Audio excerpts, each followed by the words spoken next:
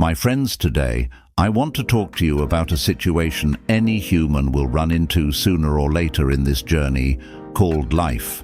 When you've tried everything and nothing is working. There comes a moment in every person's life when it feels like the universe has conspired against you. You've worked hard. You've prayed hard. You've knocked on every door, only to have them slammed in your face. Your energy is drained. Your faith is thin, and you quietly whisper, "What else can I possibly do? I've tried everything, and nothing is working." This is the hump, the place between where you started and where your breakthrough waits. And almost every great story you admire today has passed through this same valley. So today, let's talk about what to do when you've tried everything and still haven't succeeded. Well, let's look through biblical wisdom, history's turning points, modern stories, and practical strategies to see how we push past that wall we all face. First and foremost, failure is not unique to you. It's universal. Every legend has stood in the ashes of defeat. A few names come to mind. Thomas Edison tested over 1,000 different materials before finding the right filament for the light bulb. When a reporter asked if he felt like a failure, he said, "I have not failed. I've just found 1,000 ways that won't work."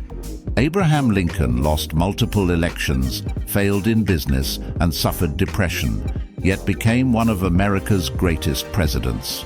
He kept going, not because he felt strong, but because he believed persistence could rewrite his story. Even in the Bible, Moses wandered the desert for 40 years before getting to see the promised land, though he did not enter.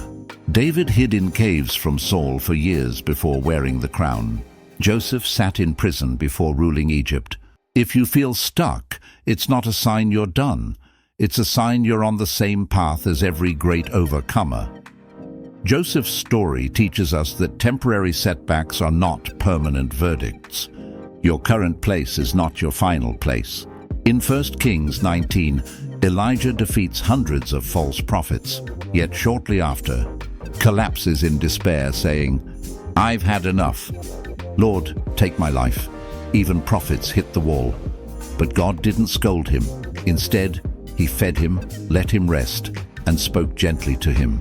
Sometimes what you need is not to try harder, but to pause, rest, and let God restore you. The disciples thought it was over. 3 years of sacrifice with Jesus seemed wasted. But the resurrection flipped the script. Your lowest point can become your launching pad if you don't quit before Sunday comes. We need not look at life asking, "Why isn't this working?" Instead, we should ask, "What can I learn from this?" See failure as data, not defeat. The Wright brothers failed flight attempt after flight attempt.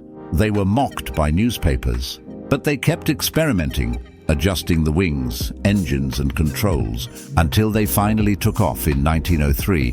If they had stopped at failure number 50, 60, or even 70, we might still be grounded today.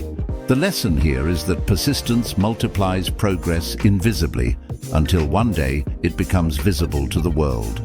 Waiting time can be seen as training time. The world often says no before it says yes. Breakthrough often sits just past the last failure you can endure. Your rejection is not your identity. Breakthrough usually comes after. You feel like you can't go on anymore. But the good thing about failure is that during those tough times, that is when your skills are fully stretched, your character is forged, your clarity sharpens, your reliance on God grows. Galatians 6:9 says it best, "Let us not grow weary in doing good, for at the proper time we will reap a harvest if we do not give up." To get past the hump after you've tried everything and nothing is working, pause and refuel, because sometimes burnout masquerades as failure. Take some time off, pray, using daily devotionals, like the one. The link can be found at the bottom of this video if you are watching this on YouTube. Sleep, walk, breathe. Let your body and spirit reset. Even Jesus withdrew to solitary places to pray, as in Luke 5:16. Rest is not quitting, it's recharging for the fight ahead. Reevaluate your plan because your mission may be right, but your method could be wrong. Ask yourself what worked even slightly. What didn't work? What can I do differently? The Wright brothers didn't change their dream. Instead, they changed the wing design of their plane, adjusting the how, not the why. Seek wise counsel. Proverbs 15:22 says, "Plans fail for lack of counsel, but with many advisors they succeed." Find mentors, coaches, or peers who've been where you want to go. Sometimes you're stuck not because you're weak, but because you're isolated. Failure can come from scattering your energy. Pick one key thing that moves the needle and go all in. Ask if you could only do one thing this week to move forward. What would it be? Progress often hides inside small steps. Keep a journal of prayers answered, lessons learned, doors opened. This fuels hope when success feels invisible. Remember, a seed grows underground before it breaks the soil.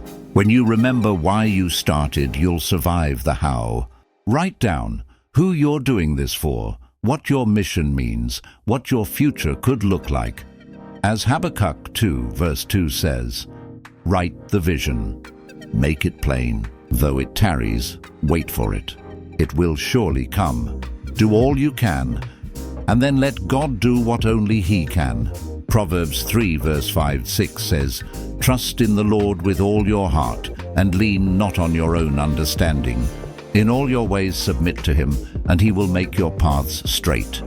Faith is the bridge between your effort and God's timing. Most overnight successes took 10 years. Failure is feedback, not final. Endurance wins over brilliance. Fear paralyzes. Hope mobilizes. Your failure is not your future. It's just feedback from the present. There's a difference between quitting and calibrating. Quit if the dream no longer aligns with your values or calling. Pivot if the path is just temporarily blocked. Ask yourself, do I still care deeply about this? Am I seeing any growth signs at all? Have I truly exhausted learning and counsel? If the answer is yes, then keep going. Sometimes the only thing left is one more try. Almost every success story shares this pattern. They wanted to quit and didn't. Joseph got promoted the same year he was released from prison. The disciples saw the resurrection 3 days after despair. They stayed long enough to see the harvest, and so can you. Don't quit before the breakthrough. History remembers those who endured the dark long enough to see the dawn. Will you? Your breakthrough is closer than you think. Thank you.